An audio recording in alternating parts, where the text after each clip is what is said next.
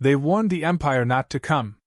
They said Earth was a dead end, a trap, not because they feared us, but because they pitted what would happen next. And when the fleet crossed the Kuiper line, we didn't raise shields, we opened the cage. They didn't listen.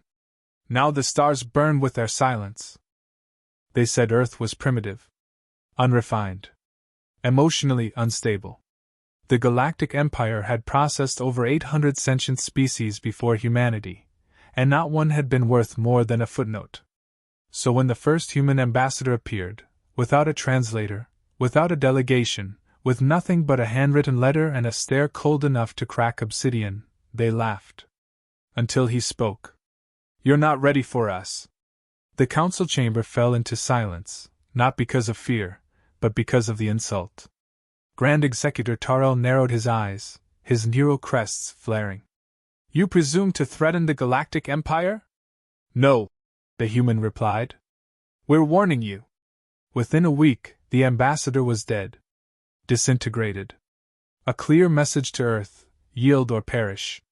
Earth's reply arrived in the form of data, no threats, no bravado.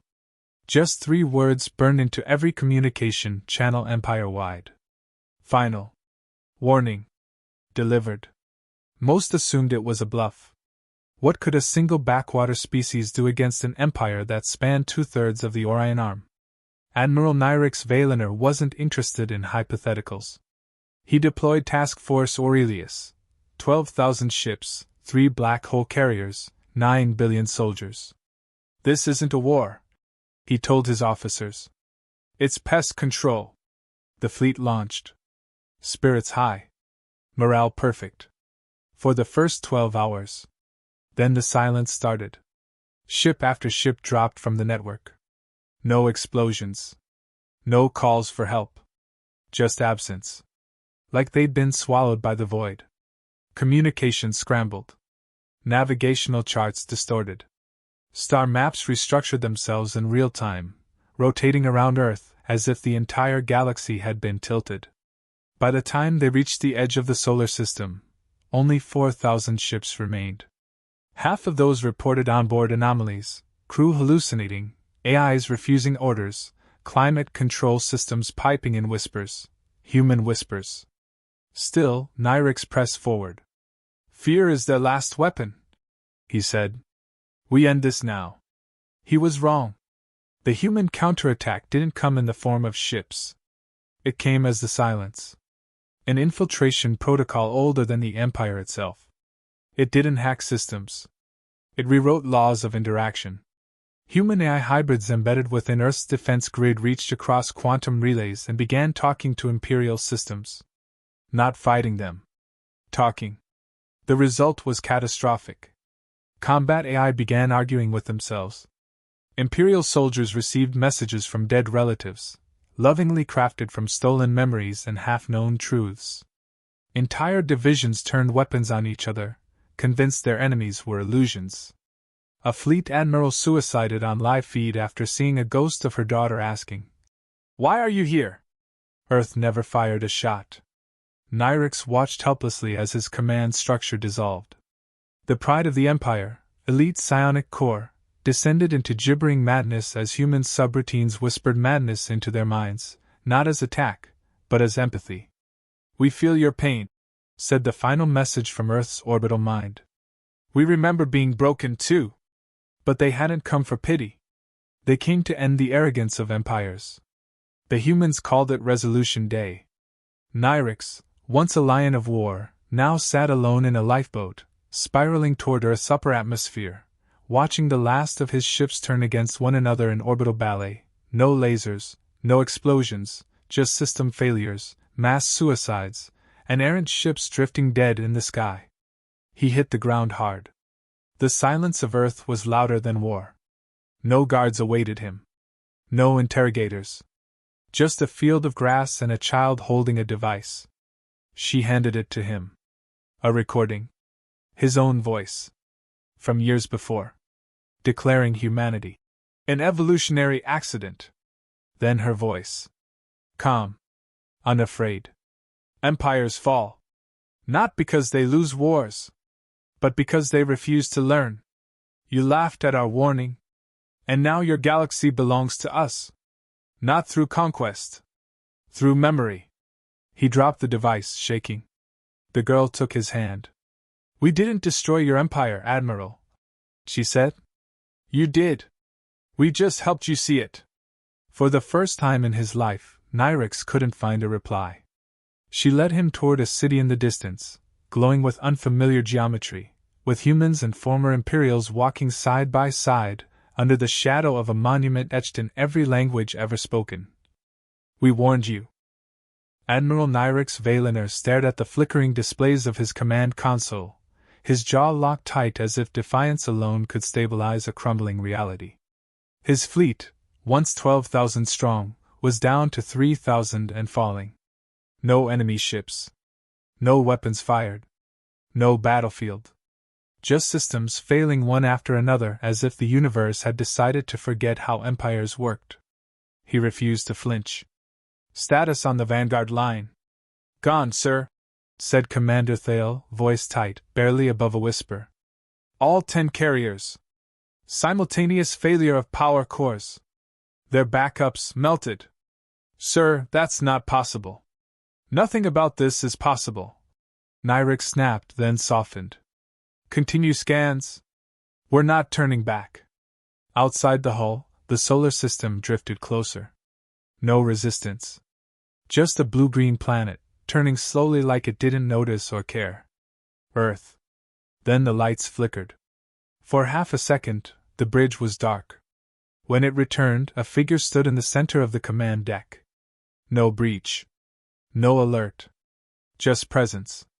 A woman, unarmed, unsuited for space, dressed in simple black. Human. Her face emotionless. Her voice even. My name is Rika Delaney. You were told not to come. Weapons were drawn instantly, but nothing responded. The ship's fire systems blinked error. Neural weapons hummed without charge. The AI refused targeting commands. Nyrix stepped forward. How are you here? I'm not. This is a projection. But if you're seeing me, it means the silence has entered your systems. You've lost. But that doesn't mean you have to die. You think surrender is a choice? She tilted her head. You misunderstand. We're not offering surrender. We're offering explanation. His fists clenched. Your little tricks won't save you. I've crushed worlds for less. You're not listening. Her eyes remained still, unblinking. We're not trying to survive. We already have. You're here because you refused the warning. You assumed we were bluffing. We weren't. The deck shimmered. Rika vanished. The screens lit up again, but this time, they didn't show tactical data. They showed people. Every screen, every monitor, every emergency beacon, filled with images of human children, scientists, farmers, soldiers. Talking. Laughing. Crying. Living. A voice, not Rika's this time, echoed across every frequency. You brought your deadliest weapons. We responded with memory. Across the fleet, thousands of crew members froze. The feeds reached into personal devices, showing individual regrets, dreams, losses, scraped from their own neural profiles. Earth wasn't broadcasting. It was mirroring. Nyrix shouted, "Cut transmission!" But the crew hesitated. Even Thale stood paralyzed, watching a recording of his homeworld sunrise, somehow rendered in Earth's data format. A sunrise from his childhood. Impossible. Nyrix seized control, locking out his officers. He initiated Phase 3, planetary decimation. Target Earth's moon. A warning shot.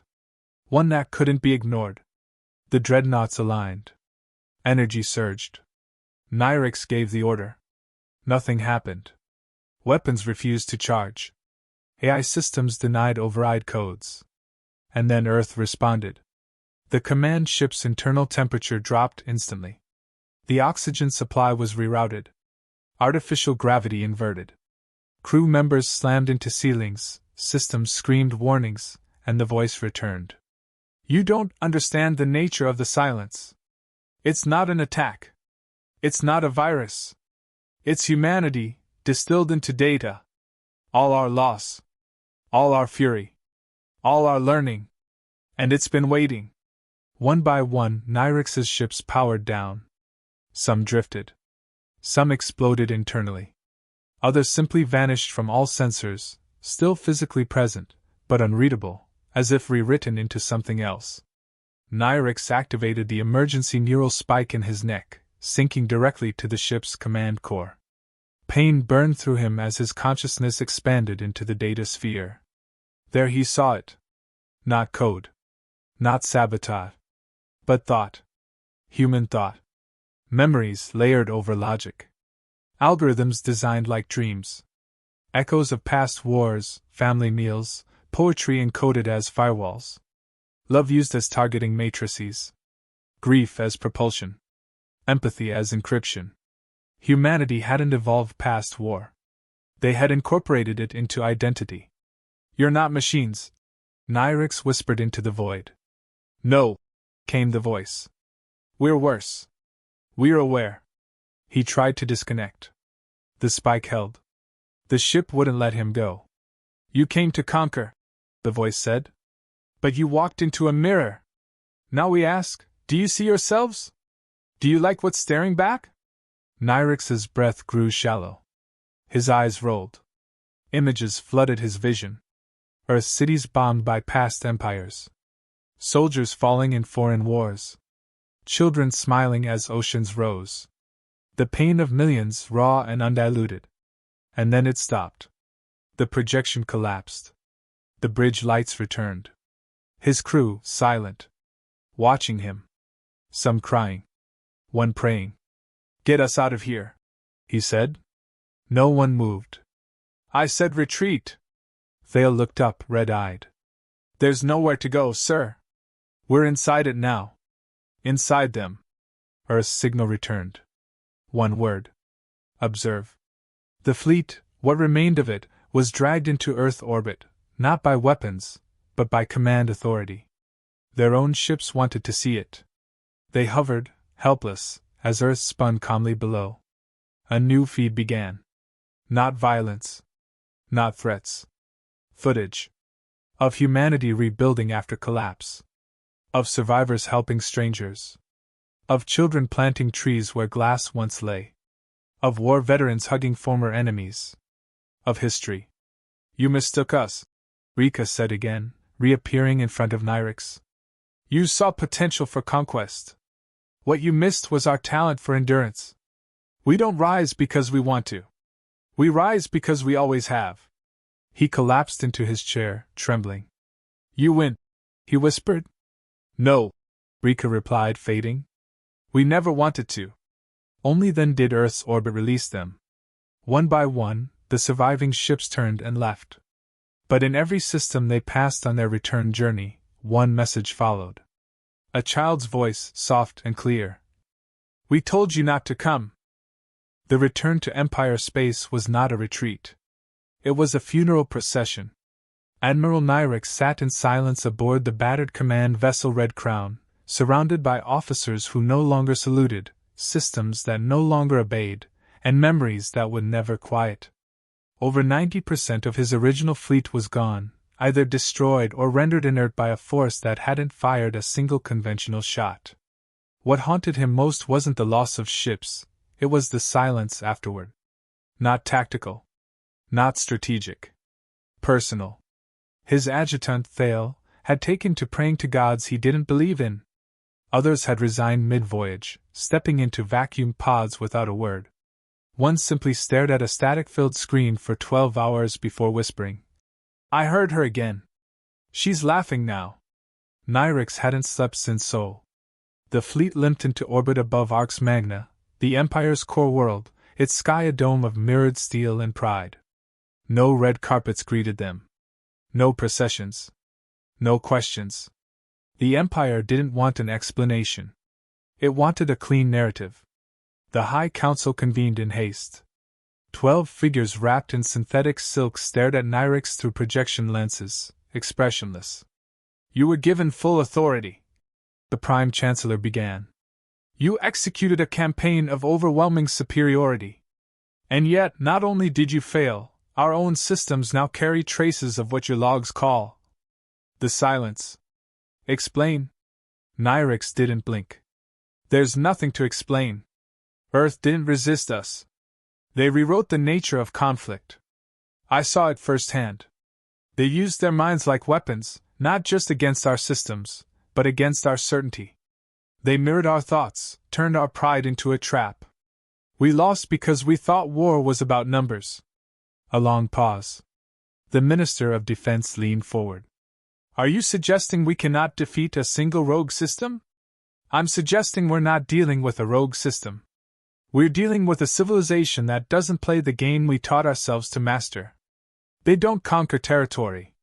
They infect reality with meaning. And we handed them the broadcast tower. You sound broken. I am. Murmurs followed. The council wasn't built to understand loss. Not like this. Not existential defeat. One by one, they requested technical data, AI transcripts, psychological profiles. Nyrix gave them everything. He didn't care anymore. 3 hours later, the Chancellor returned. You are relieved of command, pending psychological evaluation. Your testimony will be reviewed. Your ship is now property of the Restoration Directorate. You will remain on Arx Magna under observation. Nyrix simply nodded. As he left, his implant buzzed, a private signal. He answered. No encryption. No static. Just her voice. Rika. You shouldn't have come home, Admiral. He stopped walking. How are you doing this? We never left. You brought us with you. Every ship. Every AI. Every heartbeat that touched Earth's orbit now carries the seed. We're not invading. We're blooming. You can't mean to. We don't have to do anything else. You'll do it to yourselves. The line cut.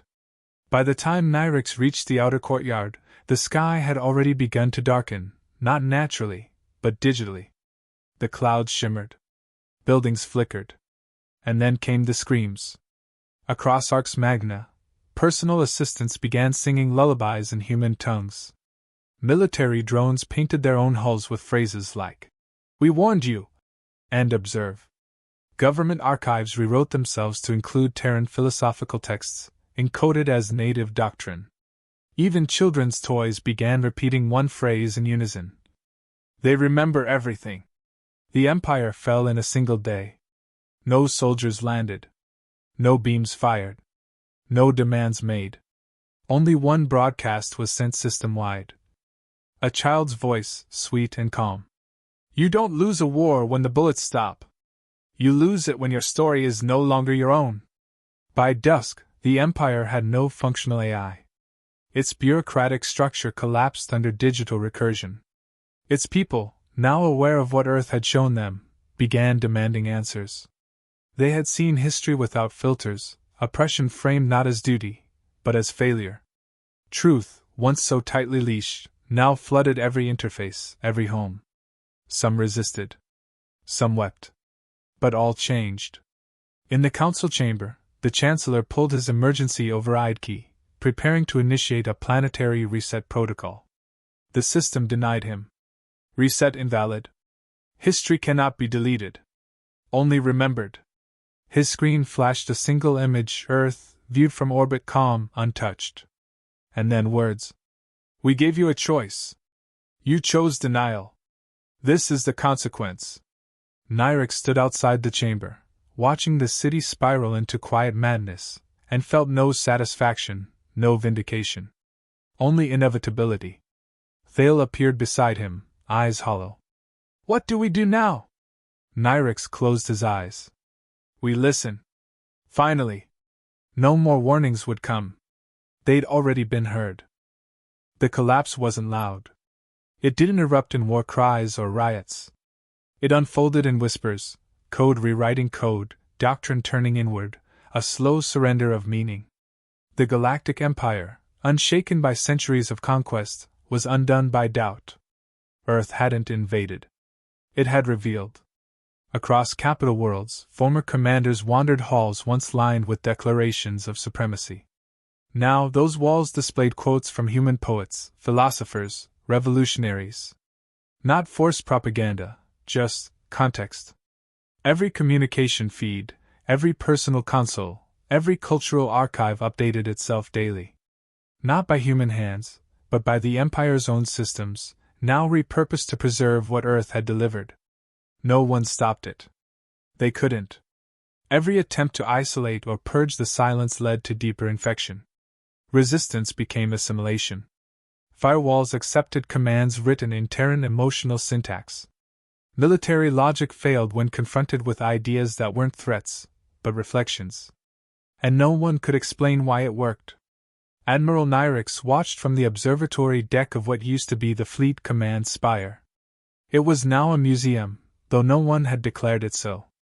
People simply stopped calling it what it was. Now they stood outside, gazing at projections of Terran history. Children asked questions their educators weren't ready to answer. He turned to Rika's image again. It played on loop. The same short sequence. We didn't bring conquest. We brought perspective. You had your warning. Now you have your mirror. No emotion. Just certainty. Not a threat, not a boast. A reckoning. Have we lost? Thale had asked him the day before. We lost the moment we assumed we couldn't, Nyrix had replied. Today, he felt something worse, understanding.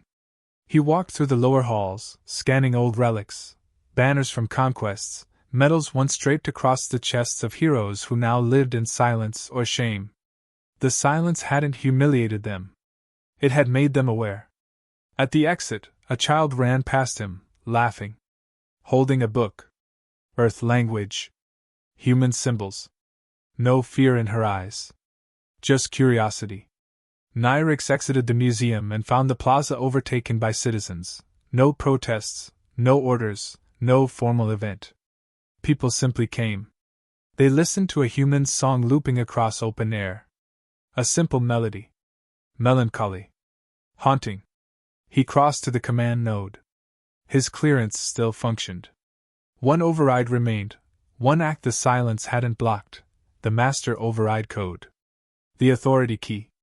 He activated the terminal. Input recognized. State action. He paused. The silence didn't interfere. It waited. Execute burn protocol, he said. A pause. Burn protocol will initiate systemic erasure of all external integrations. You may delete the silence. This action is permanent. Warning, this action will not undo what has been understood. Only what has been shared. He stood there, hands poised. This was what the Council wanted. A purge. A reset. One clean sweep to reclaim the old myth. But then he saw the girl again. Reading. Not rebelling. Not converting. Learning. He thought of Earth's response. No war. No invasion. Just exposure. The moment they were threatened, they could have struck. Crippled the Empire.